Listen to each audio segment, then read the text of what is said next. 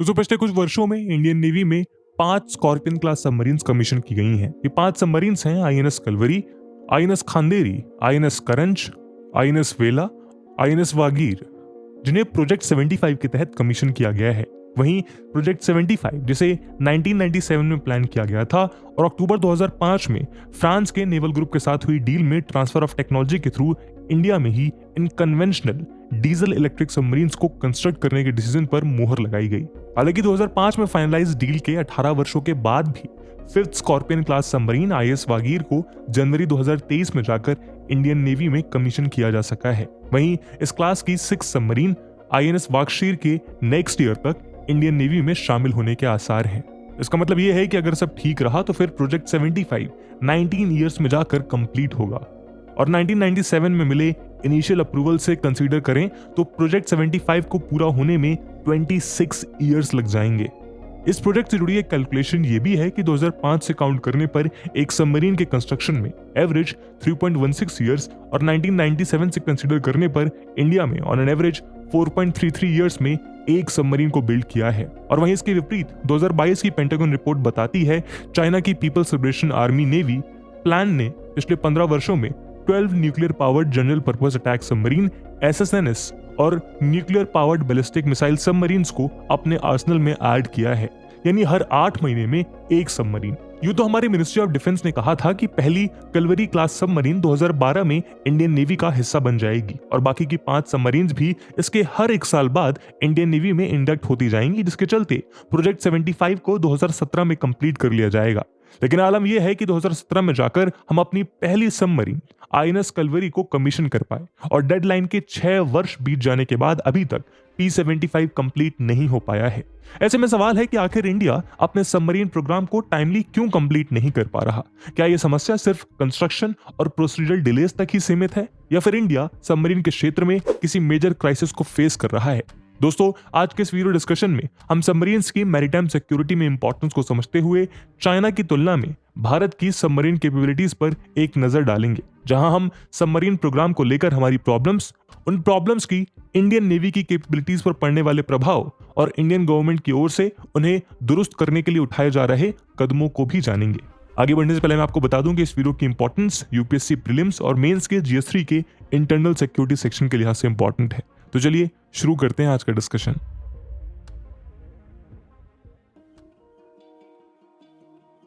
Indian navy की fleet में currently total 17 submarines हैं। ये इंडियन सबमरीन फ्लीट 2 लोकेशंस पर बेस्ड है, वेस्टर्न कोस्ट पर मुंबई में और ईस्टर्न कोस्ट पर विशाखापट्टनम में, जिनमें एक nuclear powered ballistic missile submarine और 16 डीजल इलेक्ट्रिक अटैक सबमरीन शामिल हैं। 16 डीजल इलेक्ट्रिक सबमरीन्स में से 7 सिंधुघोष क्लास सबमरीन्स को रशिया और इंडिया के बीच हुए कॉन्ट्रैक्ट के अंतर्गत डेवलप किया गया है। वहीं 4 Shishumar class submarines German yard HTW और इंडिया के बीच हुए कॉन्ट्रैक्ट के अंतर्गत डेवलप हुई हैं। सिमिलरली बाकी 5 स्कॉर्पियन क्लास सबमरीन्स को फ्रांस के नेवल ग्रुप की हेल्प से इंडिया में बिल्ड किया गया है।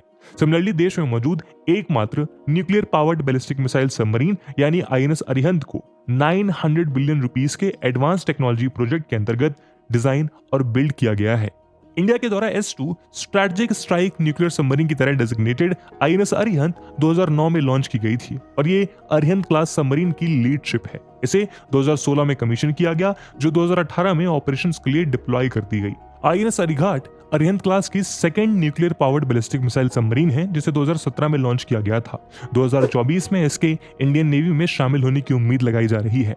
फिलहाल आईएनएस अरिहंत को advance technology vessel ATV project के तहत विशाखापट्टनम के शिप बिल्डिंग सेंटर में डेवलप किया जा रहा है। असल में न्यूक्लियर सबमरीन के भी 2 प्रकार होते हैं, nuclear powered ballistic missile submarine और nuclear powered attack submarine. Nuclear powered ballistic missile submarines को शॉर्ट फॉर्म में SSBN कहा जाता है, यानी कि submersible ship ballistic missile nuclear, और न्यूक्लियर पावर्ड अटैक सबमरीन्स को SSN कहते हैं, यानी कि सबमर्सिबल शिप न्यूक्लियर। फिलहाल इंडिया के पास एक SSBN है और 0 SSN सबमरीन मौजूद है।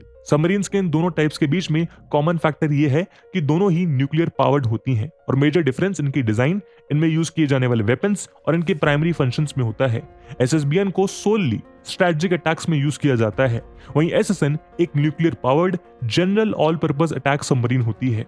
वहीं डीजल अटैक सबमरीन्स के कंपैरिजन में न्यूक्लियर पावर्ड अटैक सबमरीन के मेन एडवांटेजेस ये हैं कि ये बहुत लंबे समय तक पानी के नीचे सबमर्ज रह सकती है और अपनी पोजीशन को क्विकली चेंज कर सकती है। एकाउस्टिक क्वाइटिंग के कारण न्यूक्लियर पावर्ड सबमरीन को डिटेक्ट कर पाना काफी डिफिकल्ट होता है और इसीलिए फर्स्ट स्ट्राइक के केस में न्यूक्लियर सबमरीन्स एक सर्वाइवेबल डिटरेंट की तरह काम करती हैं। इस वजह से ही ये सबमरीन्स न्यूक्लियर डिटरेंस की म्यूचुअल एश्योर्ड डिस्ट्रक्शन पॉलिसी का एक की एलिमेंट है। फॉर एग्जांपल आईएनएस अरिहंत एक एसएसबीएन है और जब अगस्त 2016 में इसको इंडियन नेवी में कमीशन किया गया था तो 2003 में अमल में लाए गए न्यूक्लियर डॉक्ट्रिन में स्टेटेड न्यूक्लियर ट्रायड का सक्सेसफुल कंप्लीशन हो गया था। Nuclear triad land based intercontinental ballistic missiles, submarine launched ballistic missiles और न्यूक्लियर बॉम्ब्स और मिसाइल लोडेड स्ट्रेटेजिक बॉम्बर्स का एक 3 प्रोलॉन्ग मिलिट्री फोर्स स्ट्रक्चर है। कंट्रीज अपने न्यूक्लियर फोर्सेस को एनिमी कंट्री द्वारा फर्स्ट स्ट्राइक अटैक में डिस्ट्रॉय करने की एबिलिटी को एलिमिनेट करने के लिए न्यूक्लियर ट्रायड बिल्ड करती हैं। इससे उनकी सेकंड स्ट्राइक लॉन्च करने की खुद की एबिलिटी सुरक्षित रहती है और न्यूक्लियर डिटरेंस की क्षमता और बढ़ जाती है। आईएनएस अरिहंत न्यूक्लियर अटैक के केस में भारत की सेकंड स्ट्राइक कैपेबिलिटी को इंश्योर करती है। एसएसएन का काम एसएसबीएन, एनिमी एग्रेशन और एनिमी शिप्स को ट्रैक करके न्यूट्रलाइज करना है। ये सबमरीन्स सरफेस वॉरहेड्स को भी क्रूज मिसाइल की हेल्प से इजीली टारगेट कर सकती हैं। टॉर्पीडो ट्यूब्स के माध्यम से फास्ट मिसाइल लॉन्च करके लैंड टारगेट्स को भी अटैक करने में इन सबमरीन्स का इस्तेमाल किया जाता है। एसएसएन का साइज काफी बड़ा होता है और ये एसएसबीएन के कंपैरिजन में फास्ट मूव करती हैं। वक्त के साथ SSN submarines multi mission submarines के तौर पर इवॉल्व हुई हैं। अपने ट्रेडिशनल हंटर और किलर रोल के साथ साथ ये intelligence gathering, special forces teams के इंसर्शन और इन्फिल्ट्रेशन में भी एक महत्वपूर्ण भूमिका निभाती हैं। 2011 में हमें रशिया से एक Akula class nuclear powered attack submarine यानी एसएसएन 10 ईयर के लीज पर लिया था। इसे 4 अप्रैल 2012 को आईएनएस चक्रा के नाम से इंडियन नेवी में कमीशन किया गया था। हालांकि जून 2021 में इसकी लीज एक्सपायर होने पर इसे रशिया को वापस लौटा दिया गया। मार्च 2019 में इंडिया और रशिया ने एक और डील साइन की थी जिसमें रशिया के द्वारा इंडिया को एक और अकूला क्लास सबमरीन 10 ईयर की लीज पर देने की बात तय की गई थी। चक्रा थर्ड नाम का ये न्यू वेसल 2025 में इंडियन नेवी को डिलीवर किया जाएगा। इसका मतलब यह है कि भारत के पास पिछले 2 वर्षों से कोई nuclear powered attack submarine SSN नहीं है और अभी अगले 2 से 3 वर्षों तक इंडियन नेवी बगैर किसी एसएसएन के ही ऑपरेट करेगा। इंडिया के 2 हॉस्टाइल नेबर्स यानी चाइना और पाकिस्तान हमारी इस स्थिति को और गंभीर कर देते हैं क्योंकि एंटी पायरेसी मिशन की आड़ में चाइना इंडो पैसिफिक रीजन में एसिमेट्री क्रिएट कर रहा है। दोस्तों, इंडिया की तुलना में फिलहाल चाइना की सबमरीन फ्लीट कहीं ज्यादा बड़ी और एडवांस है। 2019 की यूएस कांग्रेशनल रिसर्च सर्विस की एक report China naval modernisation implications for US navy capabilities के अनुसार चाइना के पास 4 बैलिस्टिक मिसाइल सबमरीन्स यानी एसएसबीएन है, 6 न्यूक्लियर पावर्ड अटैक सबमरीन्स यानी एसएसएन है और 50 डीजल इलेक्ट्रिक अटैक सबमरीन्स यानी एसएसके हैं। वहीं यूएस नेवी के ऑफिस ऑफ नेवल इंटेलिजेंस के प्रोजेक्शन के अकॉर्डिंग चाइना की सबमरीन फ्लीट में 2030 तक 76 बोट्स हो जाने की उम्मीद है, जिसमें से 8 एसएसबीएन्स, 13 एसएसएन्स और 55 एसएसकेज होंगी। इसका अर्थ यह है कि चाइना की करंट सबमरीन फ्लीट भारत की फ्लीट से 3 गुना से भी ज्यादा बड़ी है और ये डिफरेंस अगले कुछ सालों में और ज्यादा बढ़ जाएगा। Nuclear powered ballistic missile submarines को कंपेयर करें तो Chinese SSBNs Jin class second generation nuclear powered submarines हैं जो 12 JL2 submarine launched ballistic missiles SLBMs carry कर सकती हैं। JL2 मिसाइल की ऑपरेशनल रेंज 7200 किलोमीटर है। वहीं इंडियन नेवी के पास सिर्फ एक SSBN INS Arihant active service में है। ये सबमरीन्स K-15 मिसाइल कैरी करती हैं जिनकी करंट रेंज 750 से 1500 किलोमीटर है। इसी तरह चाइना के पास 6 SSN है। वहीं हमने देखा कि इंडिया के पास अभी कोई एक्टिव SSN नहीं है। हालांकि इंडिया की चिंता का विषय एसएसएन सबमरीन्स का ना होना नहीं है, बल्कि चाइना की युआन क्लास सबमरीन है। युआन क्लास सबमरीन चाइना की मोस्ट मॉडर्न कन्वेंशनल सबमरीन है जो एयर इंडिपेंडेंट प्रोपल्शन AIP से इक्विप्ड है, जबकि अभी इंडिया के पास कोई भी AIP इनेबल्ड सबमरीन नहीं है। AIP एक एडवांस प्रोपल्शन सिस्टम है जो कुछ इस प्रकार से काम करता है। Air dependent propulsion AIP system oxygen और हाइड्रोजन की रिवर्स इलेक्ट्रोलिसिस से पावर जनरेट करता है। ये 2 एलिमेंट्स सबमरीन में ऑनबोर्ड कैरी किए जाते हैं और केमिकली कंबाइन होकर इलेक्ट्रिसिटी प्रोड्यूस करते हैं। इस टेक्नोलॉजी का सबसे बड़ा फायदा यह है कि ये सबमरीन्स की बैटरीज को चार्ज करने के लिए डीजल जनरेटर की नीड को एलिमिनेट कर देता है। AIP के साथ सबमरीन्स 10 से 14 दिन तक पानी के नीचे रह सकती है। जिससे इनकी डिटेक्ट होने की वल्नरेबिलिटी कम हो जाती है। साथ ही इससे सबमरीन्स की अंडर वाटर एंड्योरेंस और स्टेल्थ कैपेबिलिटीज बढ़ भी जाती है। वहीं इंडिया की सबमरीन फ्लीट में 16 कन्वेंशनल डीजल इलेक्ट्रिक सबमरीन्स हैं जो इलेक्ट्रिक बैटरीज से पावर होती हैं, जिनमें जब बैटरीज डिस्चार्ज हो जाती हैं तो उन्हें डीजल जनरेटर के माध्यम से रिचार्ज किया जाता है और इसीलिए सबमरीन को लगभग हर 2 दिन में सरफेस पे आना होता है, क्योंकि डीजल जनरेटर को रन करने के लिए एटमॉस्फेरिक ऑक्सीजन की जरूरत होती है। इस रिचार्ज की प्रोसेस में सरफेस सबमरीन रडार की विजिबिलिटी में आ जाती है और अटैक के लिए वल्नरेबल हो जाती है। वहीं अपने दूसरे नेबर पाकिस्तान पर नजर डालने पर हम पाते हैं कि पाकिस्तान के पास फिलहाल 5 सबमरीन्स हैं और मीडिया रिपोर्ट्स के मुताबिक 2028 तक पाकिस्तान के पास भी at least 8 AIP enabled yuan class diesel submarines हो जाएंगी जो उसे चाइना सप्लाई करेगा। इनमें से पहली सबमरीन इस वर्ष के अंत तक पाकिस्तान पहुंच जाएगी। ऐसे में AIP इक्विप्ड सबमरीन्स का ना होना भारत को 2 हॉस्टाइल नेबर्स चाइना और पाकिस्तान के कंपैरिजन में एक डिसएडवांटेज पोजीशन में लाकर खड़ा कर देता है। ऐसे में फिलहाल किसी भी कॉन्फ्लिक्ट सिचुएशन में इंडिया पाकिस्तान और चाइना के सामने ऑन पेपर कमजोर नजर आ रहा है। ऊपर से जिस रफ्तार से हम अपनी फ्लीट में सबमरीन पावर को ऐड कर रहे हैं वो अपने आप में एक चिंता का विषय है। ऐसे में इस बात को समझना जरूरी है कि आखिर इस लैग का, इस कमी का, इस पीछे छूटने का कारण क्या है।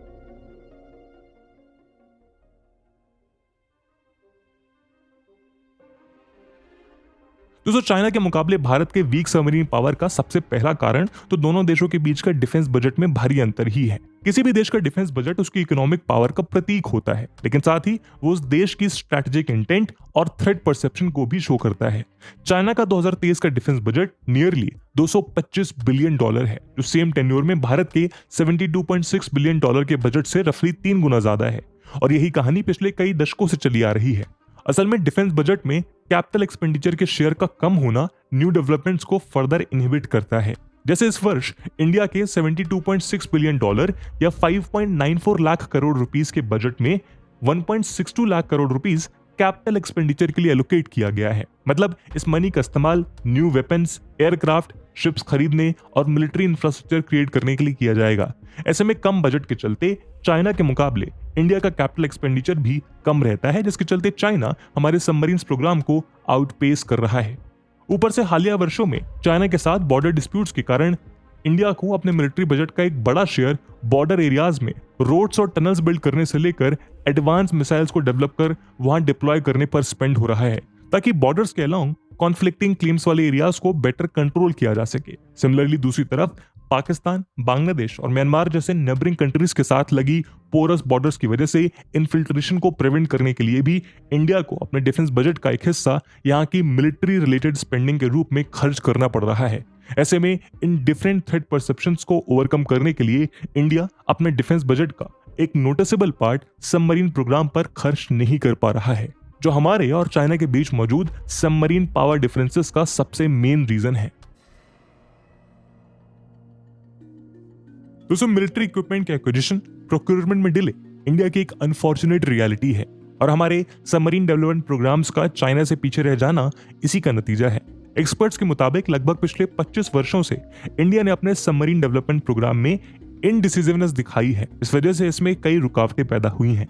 Structural inefficiencies, budget changes, tendering problems, delays और इंस्टीट्यूशनल एडहॉकिज्म के कॉम्बिनेशन ने इंडिया के सबमरीन मैन्युफैक्चरिंग एमिशंस को हिंडर किया है।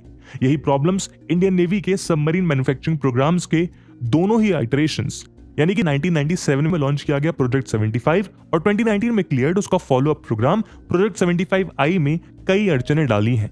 आइए प्रोजेक्ट 75 और प्रोजेक्ट 75I की टाइमलाइन पर एक नजर डालते हैं, जिससे देरी की स्थिति और भी ज्यादा स्पष्ट हो जाएगी। दोस्तों, प्रोजेक्ट 75 का प्लान 1997 में बना था, जिसका इंप्लीमेंटेशन 1999 से शुरू हो गया। सितंबर 2005 में गवर्नमेंट ने इस प्रोजेक्ट और इसकी कॉस्ट को अप्रूव किया था। हालांकि डिलेस के चलते सबमरीन्स की रियल कॉस्ट समय के साथ बढ़ती गई, जो अक्टूबर 2002 में 6 सबमरीन्स के लिए 12,609 करोड़ रुपीस के इनिशियल प्राइस नेगोशिएशन से बढ़कर फरवरी 2010 तक ये कॉस्ट 23,562 करोड़ रुपीस जा पहुंची। कॉस्टिंग में बढ़ोतरी का एक बड़ा कारण था कि इस प्रोग्राम के तहत डिलीवर हुई फर्स्ट सबमरीन अपने शेड्यूल से 5 ईयर लेट, यानी 2017 में नेवी को हैंडओवर हुई। सबमरीन के इंडक्शन में लास्ट डिकेड के ये डिलेस हूबहू हमें उस इतिहास की याद दिलाते हैं जो 1990s में देखा गया था। असल में फरवरी 1992 में German origin submarine INS Shalki को मजगांव डॉक लिमिटेड में लाइसेंस, बिल्ड और असेंबल करते करते हमें 8 ईयर और 4 मंथ लग गए थे, यानी लगभग 100 महीने, जबकि प्रस्ताव ये था कि ये सब 42 मंथ्स में कर लिया जाएगा। मतलब डिलेस के चलते हमें अपने प्रोग्राम को कंप्लीट करने में हमें लगभग 2.5 गुना ज्यादा समय लगा। लेकिन ना सरकार ने और ना ही गवर्नमेंट ऑफिशियल्स ने इस डिले के रीजंस को पहचान कर इसे सॉल्व करने की कोशिश की। नतीजा ये हुआ कि मई 1994 में कमीशन इसी क्लास की दूसरी सबमरीन आईएनएस शंकुल को बिल्ड करने में हमें 10 साल लग गए, यानी लगभग 120 महीने। और आज इतने वर्ष बीतने के बाद भी ये प्रॉब्लम्स हमारे बीच जैसी की तैसी बनी हुई है। और इसका साक्षात उदाहरण है प्रोजेक्ट 75I, जो कुछ पॉजिटिव ग्लिम्पसेस के साथ एक कंसर्न सिचुएशन को रिप्रेजेंट कर रहा है।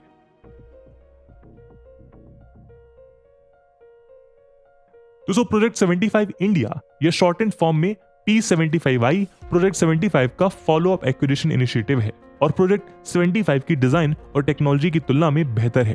Project 75I strategic partnership model के तहत पहला प्रोजेक्ट होगा जिसमें डोमेस्टिक फर्म्स फॉरेन OEM यानी ओरिजिनल इक्विपमेंट मैन्युफैक्चरर के साथ कोलैबोरेट करके इंडिया में high and military platforms reduce करेंगी। मिनिस्ट्री ऑफ डिफेंस ने प्रोजेक्ट 75I के तहत लगभग 43,000 करोड़ रुपीस का एक फॉर्मल टेंडर इशू किया है। इस टेंडर में इंडियन नेवी के लिए 6 कन्वेंशनल सबमरीन्स बनाने की बात कही गई है। इस बार टेंडर इशू करते समय ये सावधानी रखी गई है कि पहले की तरह इस बार बजट को रिवाइज ना करना पड़े, जैसा प्रोजेक्ट 75 के समय हुआ था। प्रोजेक्ट 75I के तहत बनने वाली इन 6 सबमरीन्स में एयर इंडिपेंडेंट प्रोपल्शन टेक्नोलॉजी का इस्तेमाल किया जाएगा, जिससे सबमरीन्स 2 वीक्स तक सबमर्ज रह सकें। P75I की अभी तक की टाइमलाइन ये रही है। तो जून 2017 में मिनिस्ट्री ऑफ डिफेंस ने अनाउंस किया कि P75I initiative strategic partnership policy के तहत फर्स्ट आर्म्स एक्विजिशन प्रोजेक्ट होगा। अप्रैल 2019 में इंडियन नेवी ने सबमरीन्स के लिए फॉरेन वेंडर्स को एक expression of interest EOI issue किया था। इसी प्रकार एक similar EOI 4 domestic companies MDL, L&T, Pipavav और HSL अडानी डिफेंस को भी इशू किया गया था। जनवरी 2020 में DAC ने 2 इंडियन शिपयार्ड्स और 5 फॉरेन फर्म्स को इस प्रोजेक्ट के फाइनलिस्ट के तौर पर शॉर्टलिस्ट किया। मिनिस्ट्री ऑफ डिफेंस द्वारा शॉर्टलिस्टेड 2 इंडियन शिपयार्ड्स हैं, Larsen and Toubro ship building और Mazagon dock ship builders limited. इसी के साथ 5 फॉरेन फाइनलिस्ट थे, साउथ कोरिया की दाइवू शिप बिल्डिंग और मैरीन इंजीनियरिंग, फ्रांस की नेवल ग्रुप, स्पेन की नवांतिया, जर्मनी की Thyssen Krupp marine system TKMS और रशिया की Rubin design bureau.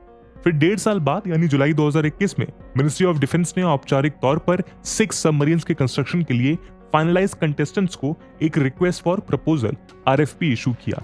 RFP prospective bidder से रिस्पॉन्स ऑब्टेन करने का एक ऑफिशियल प्रोसेस है, लेकिन RFP की स्ट्रिगनेंट कंडीशन की वजह से RFP की डेडलाइन जो शुरू में नवंबर 2021 के लिए शेड्यूल थी, पहले जून 2022 तक पोस्टपोन की गई, फिर दिसंबर 2022 तक और लेटेस्ट रिपोर्ट के मुताबिक इसे अगस्त 2023 तक एक्सटेंड कर दिया गया। हालांकि RFP के मुताबिक इंडिया को सी प्रोवन AIP सिस्टम से इक्विप्ड सबमरीन्स चाहिए। इसी के साथ RFP की एक की रिक्वायरमेंट ये भी थी कि सबमरीन्स का कंस्ट्रक्शन इंडिया में ही होगा।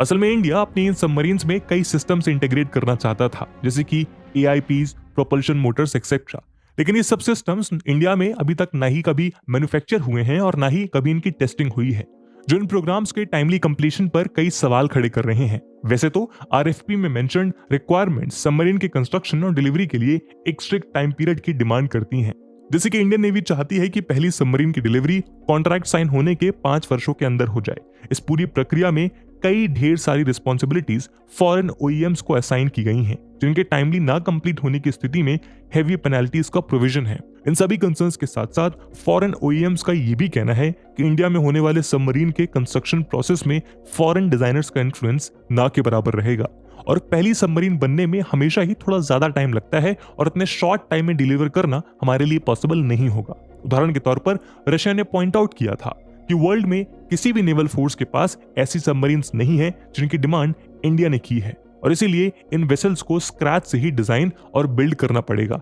हालांकि फॉरेन कंपनीज ने शुरू से ही इस स्ट्रेटेजिक पार्टनरशिप को ट्वीक करने की डिमांड्स की हैं और साथ ही इन सर्विस AIP सिस्टम के क्लॉज के रिमूवल को लेकर भी अपनी बात रखी है। इन वजहों से फ्रांस, रशिया और साउथ कोरिया ने P75I का हिस्सा बनने में अपनी असमर्थता व्यक्त की है। वहीं जर्मनी की थाइसन क्रुप मैरीन सिस्टम्स TKMS और स्पेन की नवंतिया जुलाई 2023 तक अब इस योजना का हिस्सा बनने के लिए औपचारिक रूप से नेगोशिएटिंग टेबल पर हमारे साथ बैठे हुए हैं। P75I प्रोग्राम से इन कंट्रीज के अर्ली एग्जिट के कारण इसका नियर फ्यूचर अंधकार में जाता नजर आ रहा है। इन सब बातों के बीच एक महत्वपूर्ण बात यह भी है कि इंडिया को प्रोसीजरल डिलेज और पुरानी होती फ्लीट्स के अलावा एक और क्षेत्र में सतर्क रहने की आवश्यकता है, और वो है सेंसिटिव इंफॉर्मेशन के लीक होने की समस्या। अगस्त 2016 में द ऑस्ट्रेलियन नाम के एक न्यूज़पेपर की 22,408 पेजेस की एक इन्वेस्टिगेटिव रिपोर्ट में French origin scorpion class submarines की ऑपरेशनल और कॉम्बैट कैपेबिलिटीज का खुलासा किया गया था। इन सबमरीन्स की स्टिल्थ कैपेबिलिटीज अलग अलग स्पीड पर noise levels, diving depth, range, किन फ्रीक्वेंसीज पर ये इंटेलिजेंस गैदर करती हैं, इन जैसे सारे फंक्शनल एस्पेक्ट्स इस रिपोर्ट में आउटलाइन किए गए थे। कथित तौर पर इस डेटा लीक के पीछे एक फॉर्मर फ्रेंच नेवी कैप्टन का हाथ बताया जाता है, जो उस समय फ्रेंच कंपनी नेवल ग्रुप का एक सब कॉन्ट्रैक्टर था। हालांकि इंडियन नेवी ने कहा था कि इस रिपोर्ट में कई वाइटल ऑपरेशन पैरामीटर्स न्यूज़पेपर ने ओमिट कर दिए थे और इस वजह से सबमरीन की सिक्योरिटी कॉम्प्रोमाइज नहीं हुई है। वहीं इस स्टोरी को ब्रेक करने वाले रिपोर्टर कैमरन स्टुअर्ट ने कहा था कि रिपोर्ट में सारी सेंसिटिव डिटेल्स हैं। इसमें से किसकी बात सच है ये तो भविष्य के गर्भ में है, लेकिन एक बात पक्की है कि ऐसी सेंसिटिव डिटेल्स का लीक होना इंडियन सबमरीन डेवलपमेंट प्रोग्राम का एक फेलियर है।